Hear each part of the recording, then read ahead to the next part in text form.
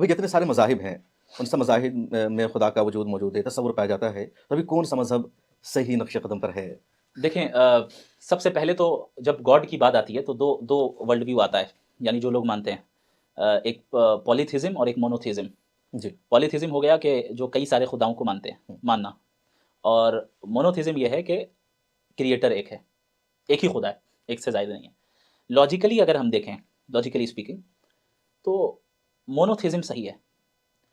یعنی خدا ایک ہی، ایک سے زیادہ نہیں ہے۔ اور اس بات کی سب سے بڑی دلیل یہ ہے کہ اس کائنات کا جو نظام ہے نا، وہ ایک دھارے پر چل رہا ہے، ایک انداز میں چل رہا ہے لاکھوں سالوں سے، اس میں تبدیلی نہیں آ رہی۔ یہ اس بات کی دلیل ہے کہ چلانے والا کوئی ایک ہے۔ اگر آپ ڈرائیونگ سیٹ پہ جو ہے دو آدمی کو بیٹھا دیں تو کیا ہوگا؟ ایک کہے گا رائٹ جانا ہے، دوسرا کہے گا لیفٹ جانا ہے، بالآخر ایکسیڈنٹ ہوگا، تباہ ہو جائے گا، ختم ہو جائے گا۔ تو اس کائنات کا جو نظام اتنا پریسائزلی چل رہا ہے اور ایک انداز میں چل رہا ہے، یہ نظام یہ بتا رہا ہے کہ چلانے والا ایک ہے، اور اسی کو قرآن کریم نے یہ دلیل دی ہے، لو کان فیہما آلہۃ الا اللہ لفسدتا، اگر اللہ کے ساتھ کوئی اور بھی خدا ہوتا ہے اس کائنات کا، لفسدتا، زمین و آسمان ختم ہو جاتے، چونکہ خداؤں میں ہی لڑائی ہو جائے گی نا، جب دو اومنی پوٹنٹ ہے،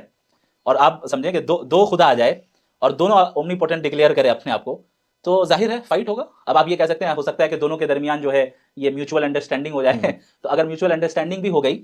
جی تو یہ در حقیقت نقص ہوگا، کہ آدھی بادشاہت آپ کی، آدھی بادشاہت میری، خدا میں نقص کبھی نہیں ہو سکتا۔ اور جب نقص نہیں ہو سکتا تو جو ملکیت ہوگی وہ کامل ملکیت ہوگی، اور کامل ملکیت کے لیے اس کا تنہا ہونا ضروری ہے۔ جہاں ایک سے زائد ہوگا